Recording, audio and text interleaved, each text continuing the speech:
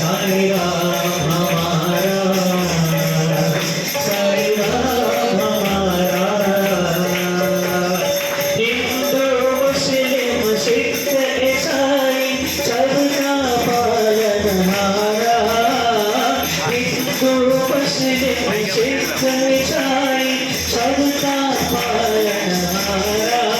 साई राम हमारा, साई राम हमारा, साई राम हमारा, साई राम हमारा। साई हमारा साई है ऐसा प्रेम हमारा, सत्य साई है नाम तुम्हारा, शीर साई है बंजारा। हिंदू मुस्लिम सिख ईसाई सबका पालनहारा।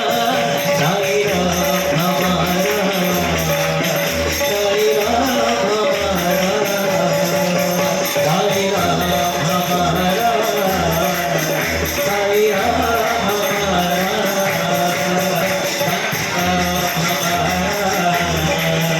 साई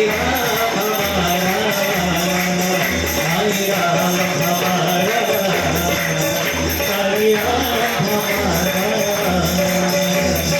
साई हमारा हम साई है ऐसा प्रेम हमारा।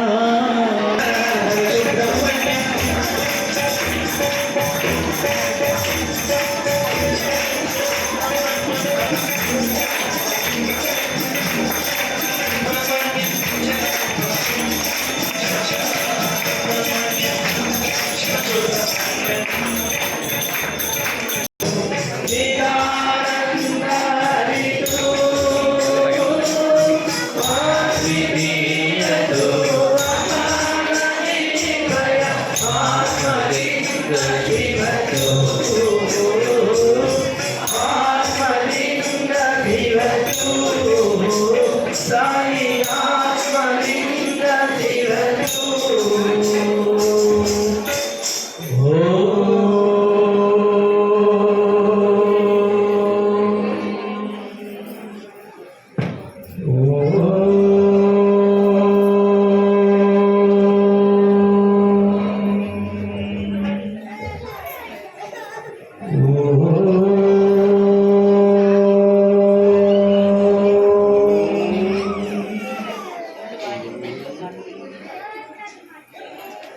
నిర్వహిస్తున్నాము.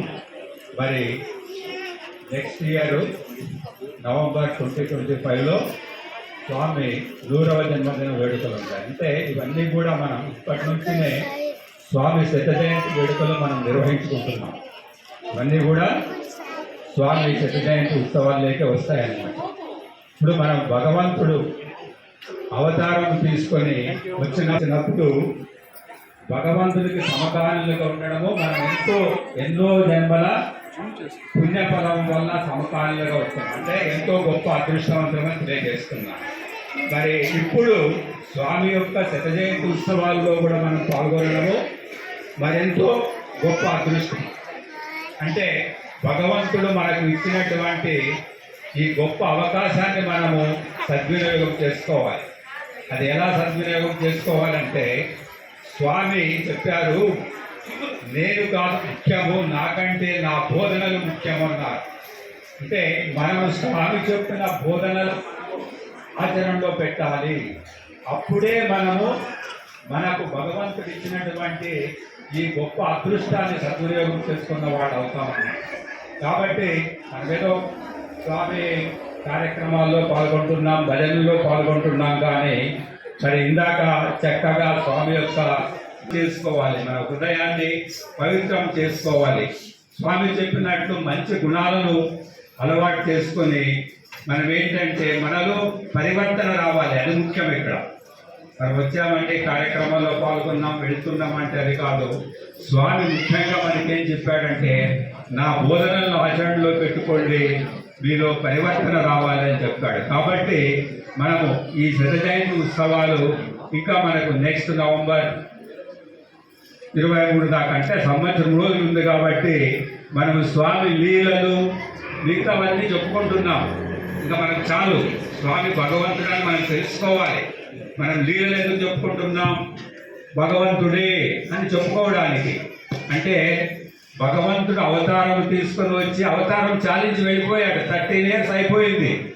ఇప్పుడు మనం చేయాల్సింది ముఖ్యంగా ఏంటంటే స్వామి సందేశాలను ఆచరణలో పెట్టుకొని మనలో పరివర్తన రావాలి. అప్పుడే ఆ అవతారం వచ్చిన దానికి ఒక గుర్తింపు, మన యొక్క ఈ భగవంతుడు ఇచ్చిన అవకాశాన్ని మనం సద్వినియోగం చేసుకున్న వాళ్ళు అవుతాం. జై సాయిరామ్.